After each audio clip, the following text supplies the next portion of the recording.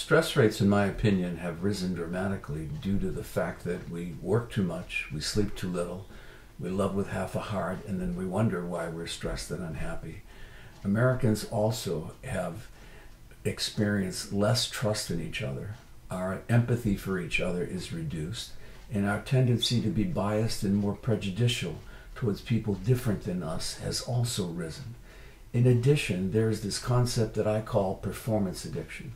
It's the belief that perfecting appearance and achieving status will secure love and respect.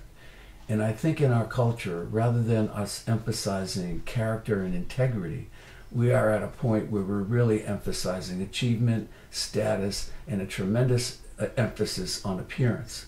This together has produced a great deal of stress because rather than we teaching our children and modeling ourselves how to build relationships, which are really the foundation that allows us to go into the world with resilience, positive relationships, we're teaching our children and we're living by this emphasis on fast-paced culture that achievement, material possessions, and image and appearance are more important than who we are. So what we do and what we acquire has become more important than who we are.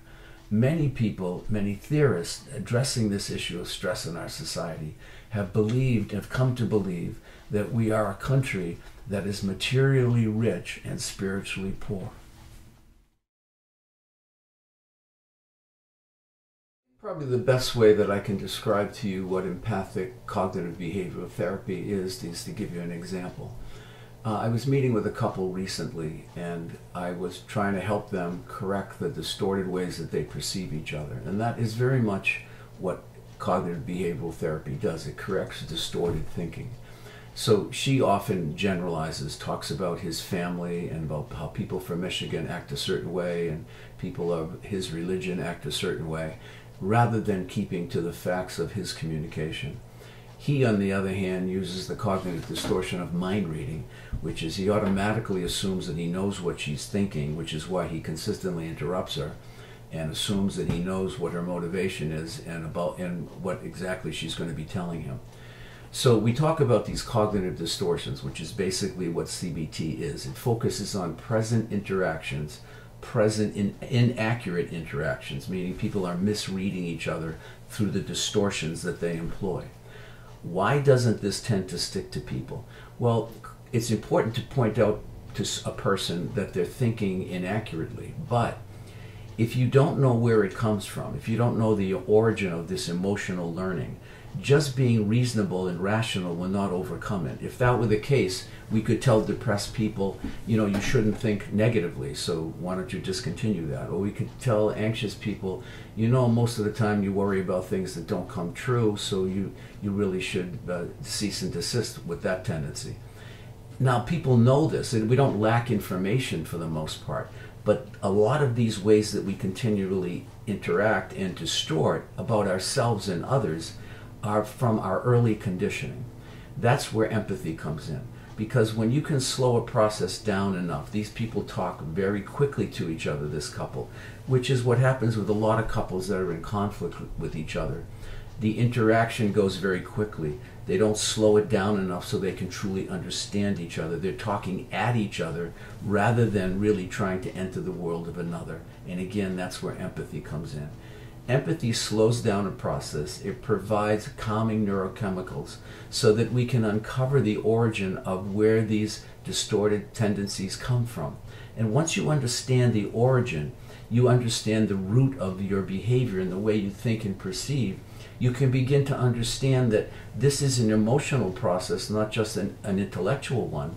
And you need to combine learning with your head and your heart, which takes a while. Because again, it's easy to tell somebody what they're doing wrong or how they're perceiving incorrectly, but actually getting them to understand and uncover the root of that way of thinking and that way of being, it's very important to give them that background.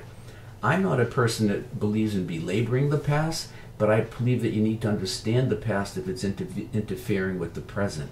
That's why with empathic CBT, I combine empathy and cognitive behavioral therapy, and also the production of calming neurochemicals, which empathy does produce. It produces the calming neurochemical oxytocin, which allows us to be less fearful, to feel safe and secure, to be vulnerable, and to open up.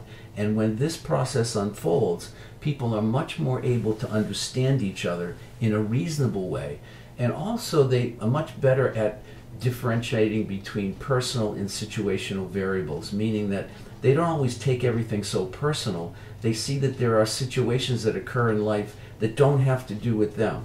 For instance, husband comes home and he's frowning, and immediately the wife thinks that he's angry with her when he explains that actually I've had a migraine all day, it has nothing to do with you. When you're an anxious person, when you're a sensitive person, when you're very stressed and producing the stress hormone cortisol, you're much more apt to react quickly. When you slow down and have empathy and produce the neurochemical oxytocin, you're more able to see things as they are and not always personalize. And that way we combine empathy, cognitive behavioral therapy, and the brain changes that this kind of approach makes, so people can truly understand and perceive what is actually happening, not what they're imagining or distorting from their past conditioning.